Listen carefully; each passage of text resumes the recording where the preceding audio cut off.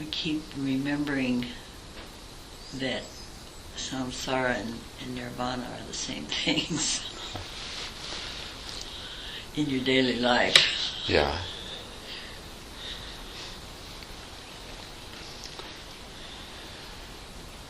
Well,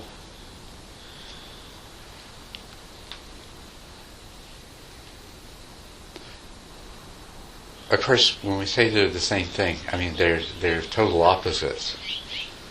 But when we say they're the same thing, we mean that the experience we have of human beings can be experienced. It can be subjectively either nirvana or it can be samsara. Samsara is the cycle of continued becoming driven by craving. And nirvana is the unconditioned ultimate reality that is experienced when craving ceases. Nirvana is the cessation of craving. And, so the ultimate reality, which is free from suffering, is what you experience. But that which your body and mind are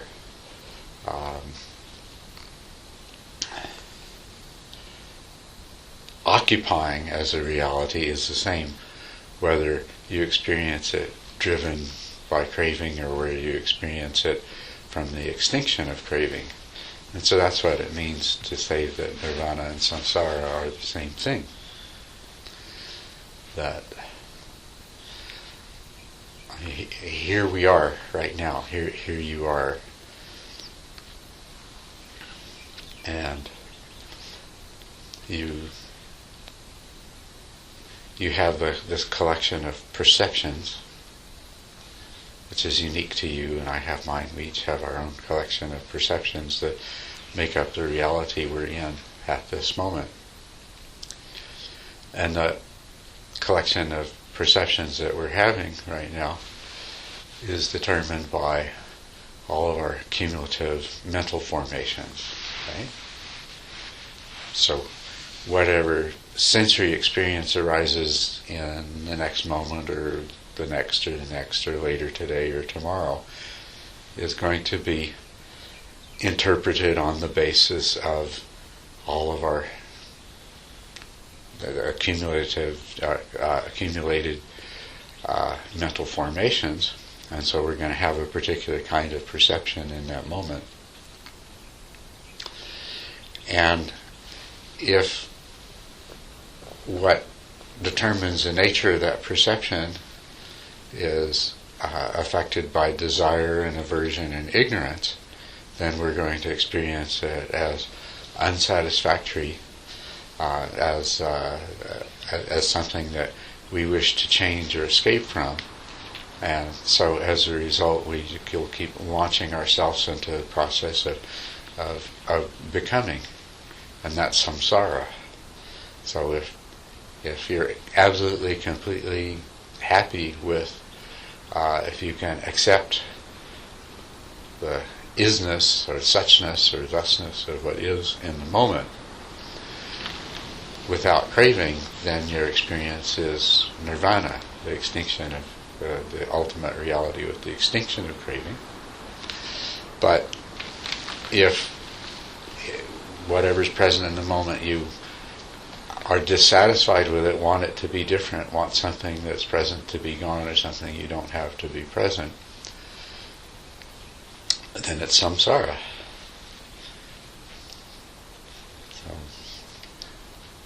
And so whether it's samsara and nirvana, we say they're the same thing, or they're completely different things, but that which you experience in the moment as samsara is the same thing as which another being that's free from craving experiences as nirvana. It's not in itself.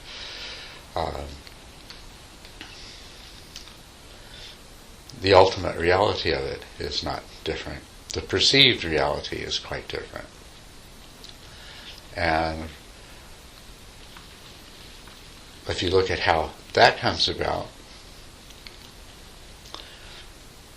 the volitional formations of the past, which are basically what karma means. Karma means action, intentions, volitional formations. And every time that we have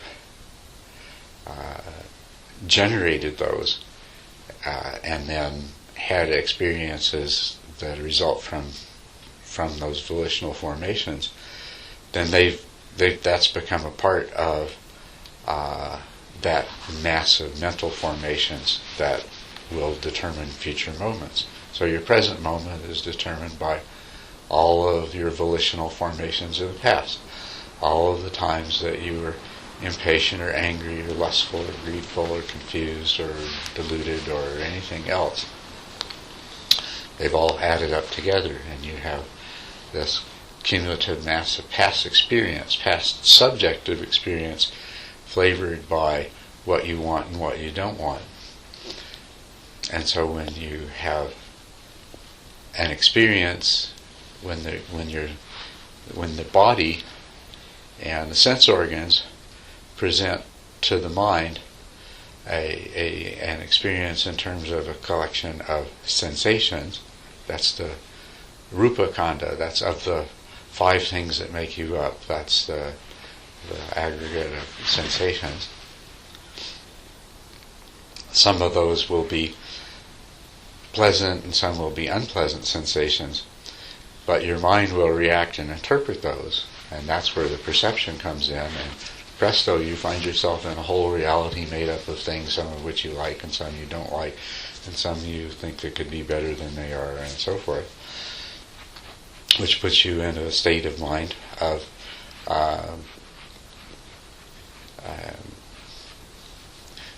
those mental formations are either, they in themselves are experienced as pleasant or unpleasant. So it really doesn't, whatever the pleasantness or unpleasantness of the sensations that you experience in the moment, like right now, the feeling of the air on your skin is probably rather pleasant.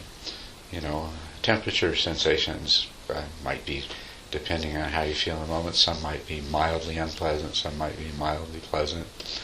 The sounds that you hear and so forth might have some quality of pleasantness or unpleasantness to them. But if your mind reacts, if your feet are a little bit cold and your mind reacts, well, I don't like that. Or if there's something that your mind grasps onto in terms of wanting, desiring and wanting something else or more of something, then your actual experience is going to be pleasant or unpleasant more on the basis of the activity of your mind than it is in terms of the pleasantness or pleasant or unpleasant quality of the sensations that actually arise in the moment.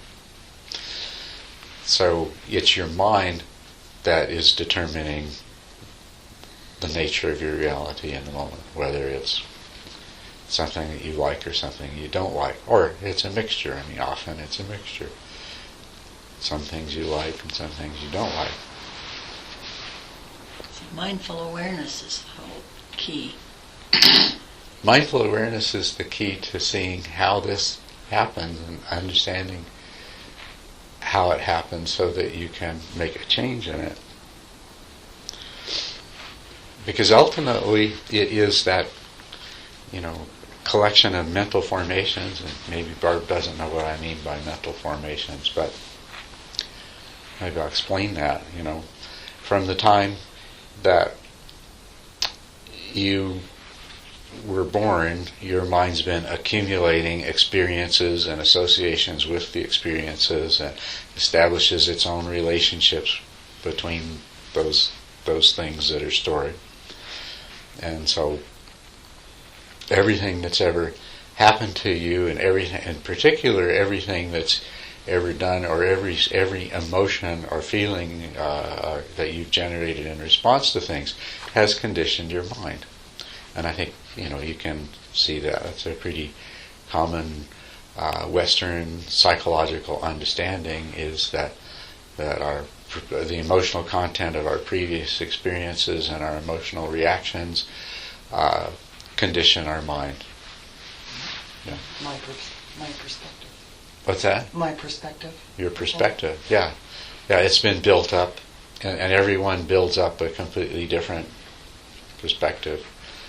And then there's all of those habitual ways that we have of responding, so that, if you, just to use an example, if you're a person that is always getting annoyed easily or impatient or so forth, every time you do that, you condition your mind so that you're more likely to do that again and again, and so it just becomes more and more a part of your character. And you can extend that to absolutely all of those things that we call personality characteristics, is that they're things that, however they first started, through habitual reactions, we reinforce them until they become who we are, or our personality, or our nature.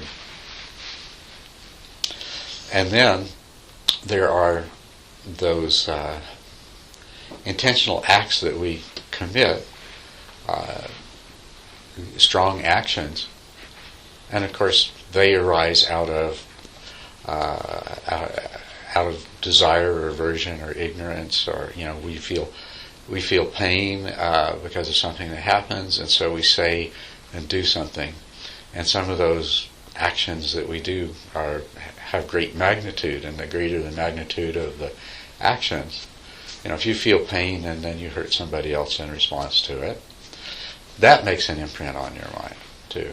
So all of these things that you've ever done, every single experience you have and every action you've ever performed has made an imprint. And all of those cumulative imprints, those are the mental formations. That's the stuff out of which your present reality in any particular moment is going to be generated. I mean, you have the experience that's presented by your eyes and your ears and your body, your nose and your tongue. But what your mind does with it from that point is based on all these cumulative mental formations. And that's the thing, though, that we can change, because we do have the opportunity in every moment to basically create who we are in the future by the sorts of intentions that we give rise to in the present moment. And so this is where mindfulness comes in. If you practice mindfulness in the present moment, then that's going to result in a different kind of mental formations being generated in the present moment as compared to if you're not mindful. So go back to the example, if you're a person who's prone to irritability and impatience, if you practice mindfulness, then you see clearly, well, here I am being irritable and impatient again, and it doesn't feel good, and it makes me do things that I regret later, but it's just the way that I have allowed myself to become, But that perception, that new perception that here I am, I've allowed myself to become a person who keeps reinforcing these negative mental states which make me and other people unhappy, that's a new kind of imprint. And every time it's repeated, it will tend to counteract all of those previous imprints. Right? So you can change who you are through the practice of mindfulness. And of course, when you come to the point where, if you're habitually an impatient and irritable person, at first you won't be able to do much about the mental state that has arisen. But at some point you'll be able to realize that, well, I don't have to keep feeling this way. I can make the mental shift and just let go of that attitude and turn my attention to something else that is some more positive perception. By the time you can do that, you've made a big step forward. And if you keep doing that, after a while, the positive mental states they'll start to arise automatically, because everything you do is conditioning your mind in a powerful way.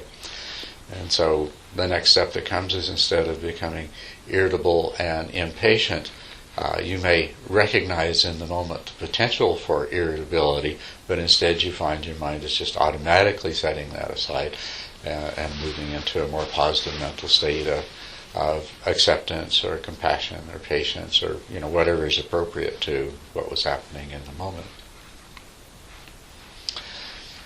It's in this way that this is a very gradual process by which samsara can become nirvana. It's a gradual way of working on yourself to produce change through mindfulness. But the wonderful thing about it is that it is powerful enough that it acts rapidly enough that even though you might have spent 30 or 40 or 50 years accumulating all of the bad mental habits that cause you to dwell in samsara, you can, in the space of days or weeks or months, vastly change that through the practice of mindfulness and become a different kind of person. But there is a limit to, this is a gradual process, and it takes a lot of time, and it's also vulnerable, because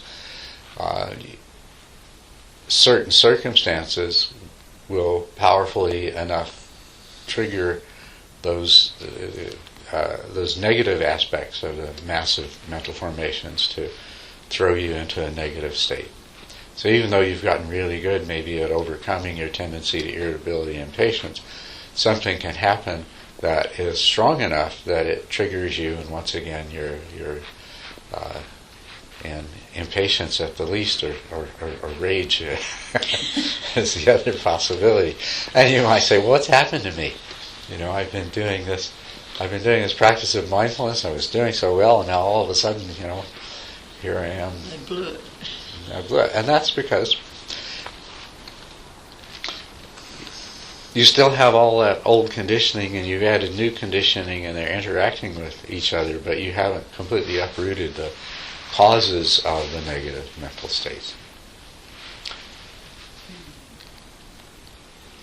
And that's why the next stage in the practice, the next stage in the path that takes you from dwelling in samsara all of the time to dwelling in nirvana all of the time, involves something much more powerful than just the day-to-day practice of mindfulness and the day-to-day working on and transformation of your, quote, self or personality and characteristics. And that's what comes in meditation through profound insight, because insight is a cognitive experience that clearly allows you to see how this whole mess of things is happening. And when you have insight and you penetrate right through the beginning of it, it automatically produces a much deeper change in the mind, much more powerful change in the mind than what you had previously doing, which was more working on the outcomes of those deep causes. And so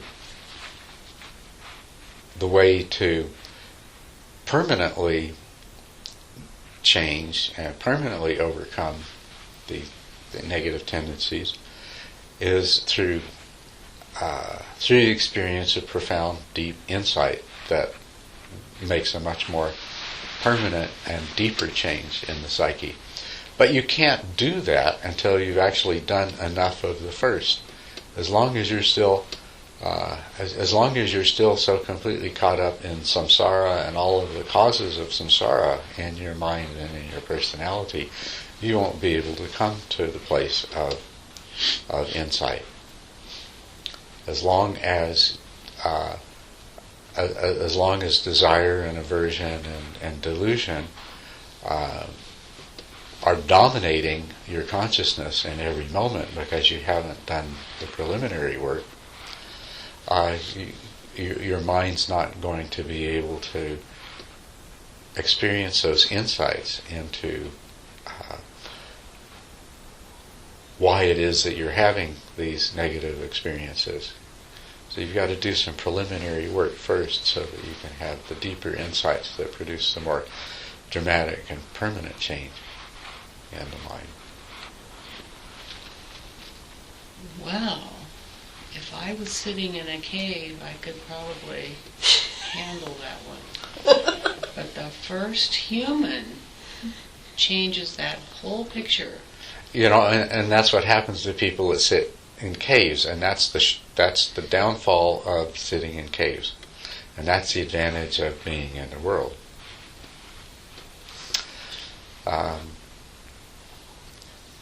When you sit in, by going off and sitting in a cave, you remove yourself from all of those circumstances where you have to work on these things in your mind.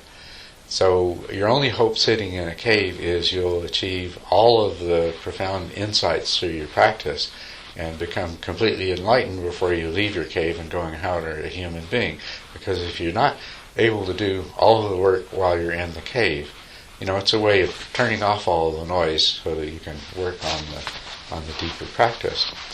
But if you haven't completed the process while you're in the cave, then it's all going to come back again in a big rush.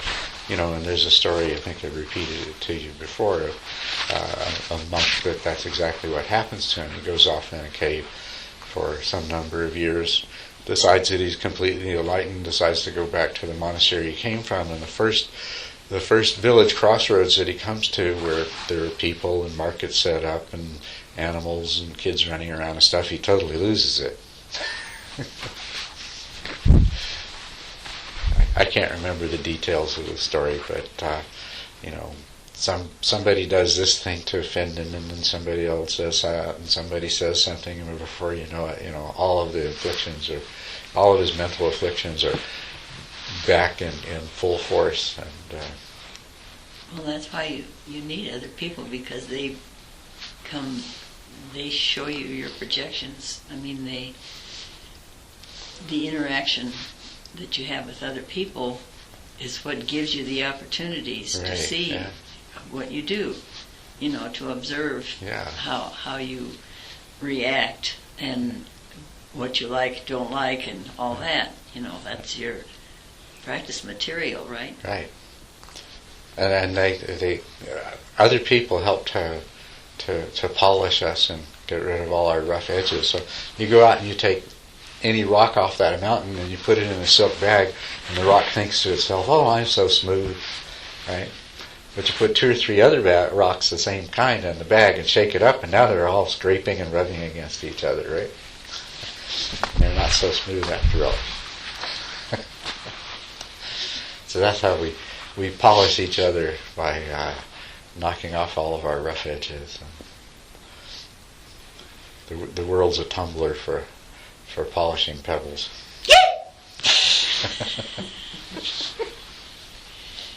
It brings a whole new meaning to choice. What you've just said for me. Yeah? Tell me about that. Well, it's pretty simple when you're thinking about it, but not so simple to bring it into action, I guess. Mm-hmm. So the first thing that would happen to make it real, to bring it into your life, would be recognizing that you have a choice. Yeah. And sure. And then you're like, kind of, all those perceptions are, let's see, what am I going to do here? Yeah. Well, the first thing is realizing that you have a choice about what kind of person you are. Because everybody starts off optimistically thinking they have a choice about what kind of circumstances they're in and what other kind of people they have to be around. And that's the mistake they make, is they go thinking, well, I don't like you anymore, so I'm going to go find somebody else, you know. And that's the wrong choice. But when you realize that the real choice you have is in terms of what you do with yourself, yeah. Because any situation is samsara depending on what your mind makes of it. It's your mind that makes it suffering, or else it's your mind that makes it nirvana. And so if your mind's going to make it into suffering, it doesn't matter. You can go jump from one situation to another. Your mind's going to make every one of those situations. Sooner or later, it's going to become suffering too. You know. So, but if you change your mind, you don't need to change your situation. And that's the choice that you have.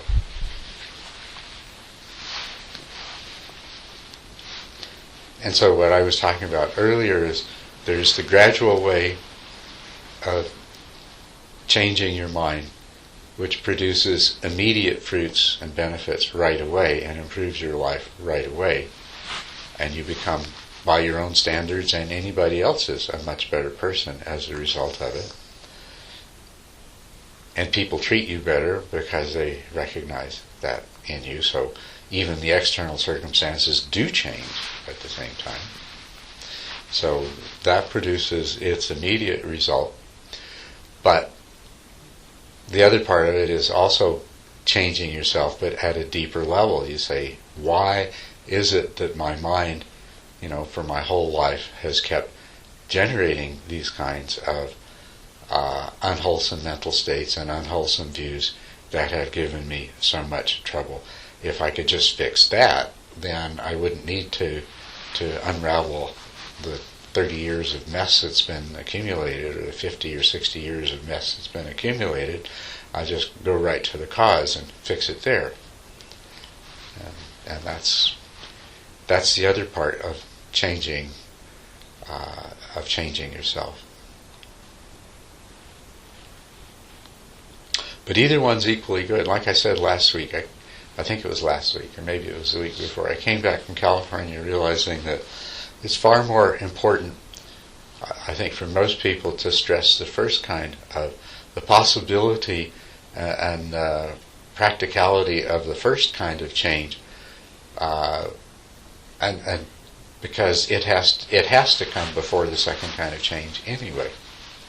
So to go talk to everybody about how they need to go and meditate and attain insight, before you've talked to them about how they need to change their daily perceptions and reactions, is really putting the cart before the horse, or something like that. Some kind of analogy like that is appropriate. So.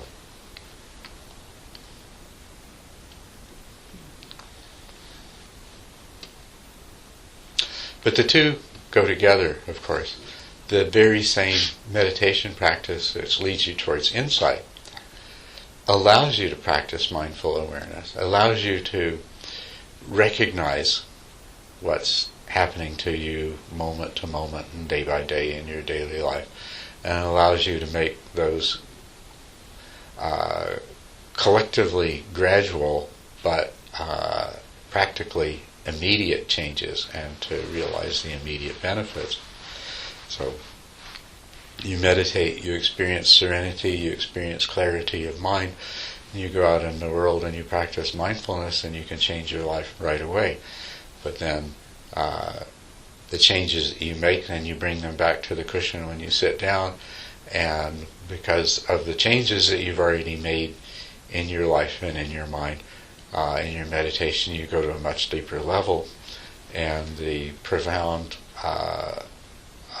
ultimately transforming insights then can much more readily arise. But the ultimate choice that you have is you don't have to keep on suffering, and you don't have to keep on making your life worse. You can immediately, in the present moment, start making your life better.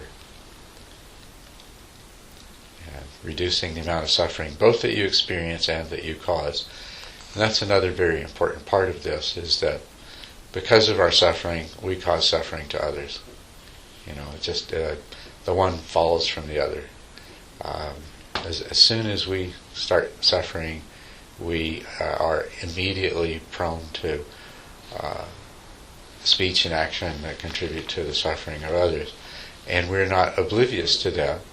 So when we see the suffering that we cause, then we take that in, and it adds further to our own suffering. So.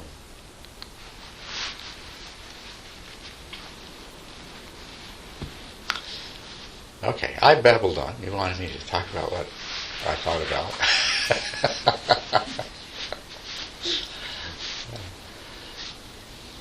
So, but the initial thing that you asked about was we're always reminding ourselves that samsara and nirvana are the same thing. And it's really mindful awareness, isn't it?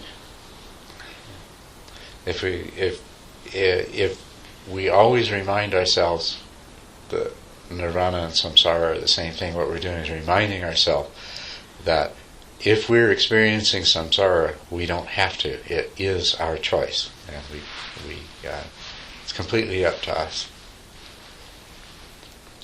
That's another way of putting saying exactly the same thing. Nirvana and samsara are the same. Is saying that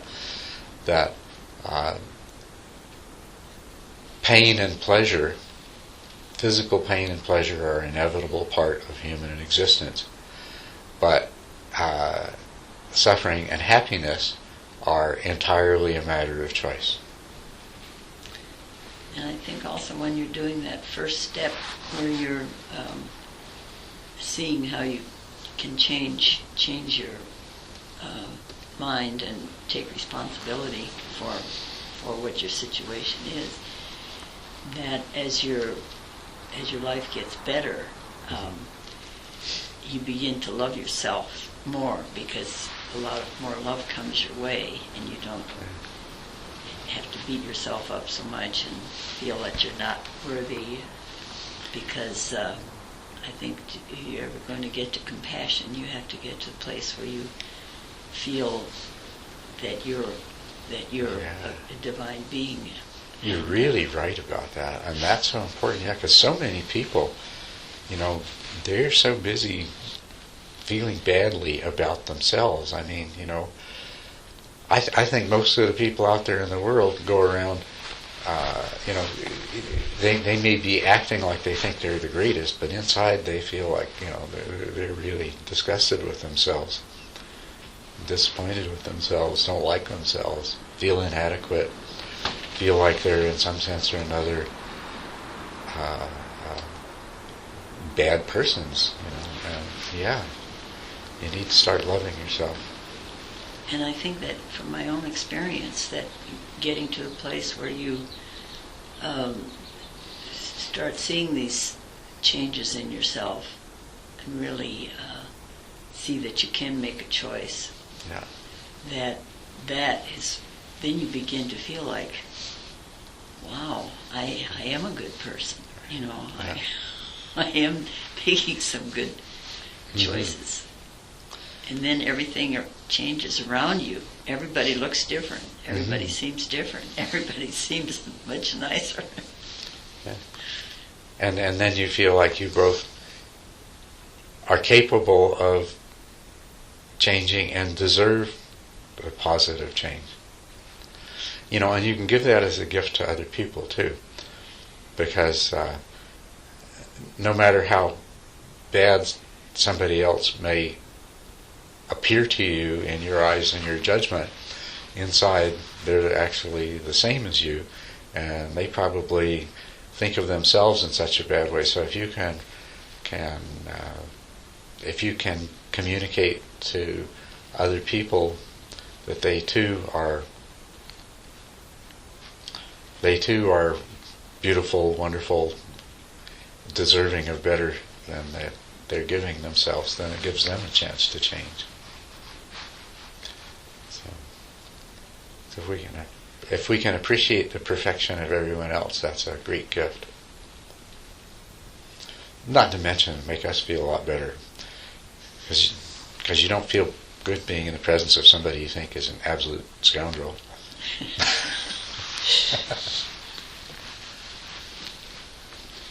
So it's a win-win situation all around.